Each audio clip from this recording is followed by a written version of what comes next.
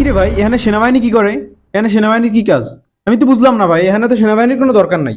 সেই দিন যখন আমার ভার্সিটি ভাঙি চুরে পোলাপাই নিয়ে যায়, তখন সেনাবাহিনীর ফোন দিছি, তখন তো সেনাবাহিনী রেসপন্স করে নাই। এখন আসছে এনে বারাবাতে নুন দিতে।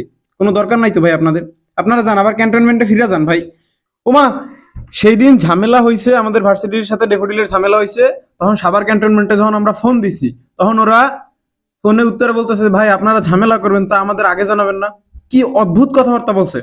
আজকের ওনাদের গাড়ি নিয়ে এখানে কেন আসছে? এখানে কি কাজ ওনাদের? বুঝেন আমাদের।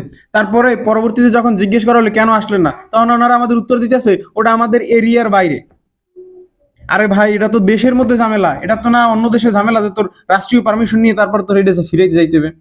এই যে সম্পদের ক্ষতি হওয়ার পরে তোরা আসছো, সেই দিন দেখছি ভাই প্রশাসন পুলিশ যাইয়া মডেল টাউন ওই 10 তলা বিল্ডিং এর পাশে দিয়ে দাঁড়াই রয়েছে।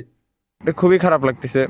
এই যে আমার বাসার সামনে এখানে পুলিশ এসে দাঁড়ায় আছে মডেল টাউনে, কই দেখা যাচ্ছে কিনা। এদিকে তো আসে না, এদিকে যে এত এত ঝামেলা হয়ে যায়। ওরা যদি আসলে দাঁড়াই থাকতো, কারো কিছু করা লাগবে না, দাঁড়াই থাকলো তো ভাই এত ক্ষয়ক্ষতি হইতো না। এটা কোনো কথা? এই হয়েছে বাংলাদেশের প্রশাসন, বুঝছেন? এদেরকে আপনি কখনো যখন ঘটনা ঘটে ঘটনাস্থলে কখনো পাবেন না, ঠিক আছে?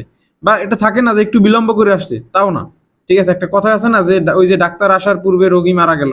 এখানে মনে করেন যে ডাক্তার জীবনে আসবেই না, ঠিক আছে? রোগী এমনি মরে যাবে, ঠিক আছে? ডাক্তারও আসবে না, রোগী মরবে এমনি, ধরে রাখবেন যে ডাক্তার আসবে না, ঠিক আছে?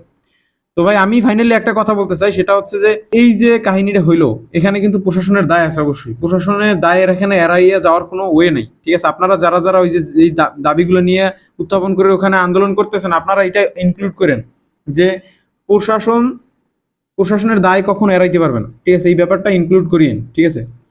এখানে চাইলে প্রশাসন এগুলো ঠেক দিতে পারতো, ঠিক আছে? ওই যে বললাম না যে ভাই আইসে দাঁড়াই থাকতো, তাইলেও অনেকখানি ঝামেলা ফিরে যাইতো। তাও তো দাঁড়াই থাকে দূরের কথা, তারা ওই ঘটনাস্থলেই ছিল না। ফোন দিয়েছে, তা কেমন কেমন কথা দেখেছে তা তো আপনারা শুনছেন, ঠিক আছে?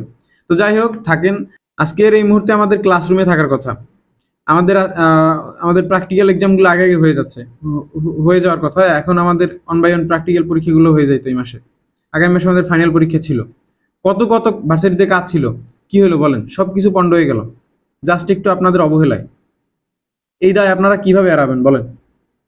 আমরা তো ভার্সিটি স্টুডেন্ট ভাই, আমাদের অবশ্যই আবেগে এই বিষয়গুলো লাগে। দ্যাটস ওয়াই তো এই ক্যামেরা নিয়ে আপনাদের সামনে কথাগুলো বলি। বুঝেন এগুলা, এই কথাগুলো কোন জায়গা থেকে আসতেছে আপনারা বুঝতে পারতেছেন? কিছু বলার নাই, বুঝছেন?